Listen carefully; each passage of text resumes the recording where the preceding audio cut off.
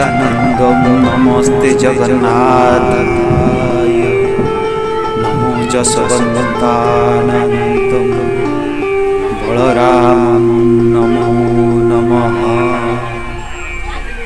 ओंकार ब्रह्मरूपाय गोपीकृष्ण बनायत गोपी गोपाल रखाय राधा कृष्ण नमो नमः।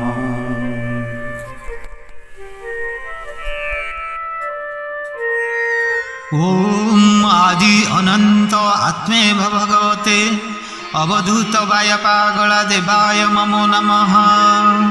श्रीमद् वाय गीता द्वादश बोली शपथ पुरुषे जाहार घरे देव न थाई ताहार संतान यद्यपि धनशाली हुई से मने पांचई संसारे मुहि बड़ केवल मोर प्राय धनी लोकटी नाही ए भूमंडल।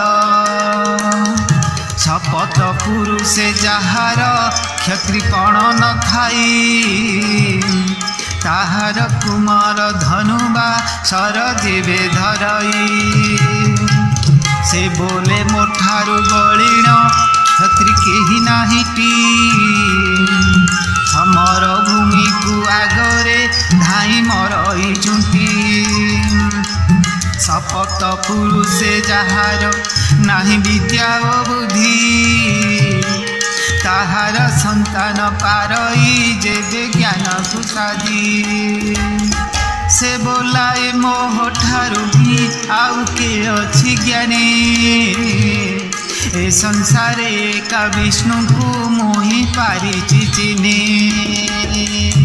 सपन पुरुषे जाहार घोड़ा न थांती चढ़ी ताहा पुत्र जेबे घेनई मुंडे राज पगड़ी से बोले मालिक अटे मु एही पृथ्वी जाकर कीट परी लोक दिशंती एका ताहा चक्षुर। शपथ पुरुषे जाहार देई न थांती दान ताहार पुत्रटी करई जेबे दानय पुनः से बोलाई मोह ठारुटी अछि के दयावंत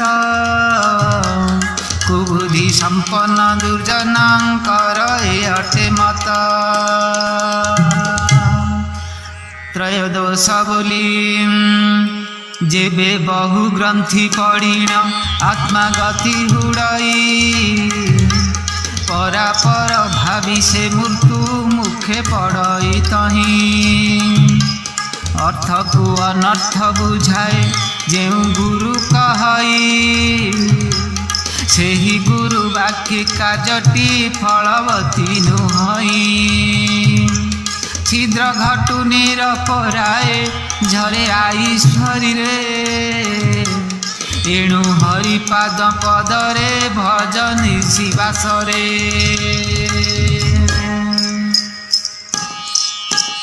धन अर्थे बिके जे प्राण काहीं ता परित्राण चोर प्राय चोरी करे से पर पद से बीण गुही पणे गृह करई क्रीड़ा विनोदे माती केउ लोक से ही हेतुरु पाई न पारे गति जे असुर गुण उपेक्षी आत्मा करे आश्रित अभय रूप से धरिण रमे सकल भूत किबा अलभ्य जगते जाकु गुरु सदय त्रिगुण करे निस्तार देई धन अक्षय वेदवाणी सत्य वचन तारे संसार प्राणी दया कर प्राणी विषय सबु हृदय मणि विषय कुसंग न कर भावी सिंधु तरंग नारायण कर आश्रय परिहरि से संग। ରତେ କୁଟୁମ୍ବ ପୋଷଣେ ଆୟୁ ନ କର କ୍ଷୟ କୁଟୁମ୍ବରେ ରାଗ ନ ରଖି ତାପ କ୍ରୟ ଟୟ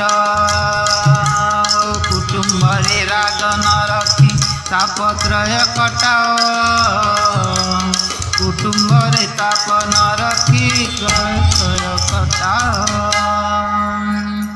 ଏହି ଓମ୍ କ୍ଲିଂ ଚ୍ୟାନେଲକୁ ଆପଣ ସବସ୍କ୍ରାଇବ୍ କରନ୍ତୁ ଏବଂ ଏହି ହିତକର ବାଣୀ ଶୁଣିବା ପାଇଁ ଆପଣ ଯୋଡ଼ି ହୋଇ ରୁହନ୍ତୁ ଏବଂ କମେଣ୍ଟରେ ଲେଖିଦିଅନ୍ତୁ ଓମ୍ ବୋଲି। ମୁଁ ଜାଣିବି ଯେ ଆପଣମାନେ ଏହାକୁ ଶ୍ରବଣ କରିଛନ୍ତି। କିଞ୍ଚିତ ଏ ଅଧମର ଏହି ବାଣୀ ଆପଣଙ୍କୁ ହୃଦୟକୁ ଟଚ୍ କରିଥିବ।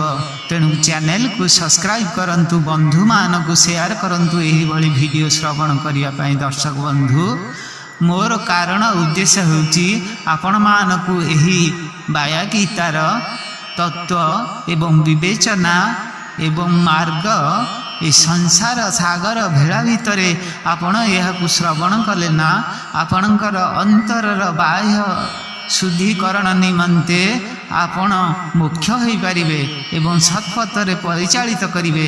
ସତ୍ପଥରେ ପରିଚାଳିତ କଲେ କ'ଣ ହେବ ନା ଆପଣମାନଙ୍କର ଜ୍ଞାନ, ମନ, ଧ୍ୟାନ, ଜନ, ଗୋପ, ଲକ୍ଷ୍ମୀ ସବୁକିଛି ଆପଣ ପାଇପାରିବେ।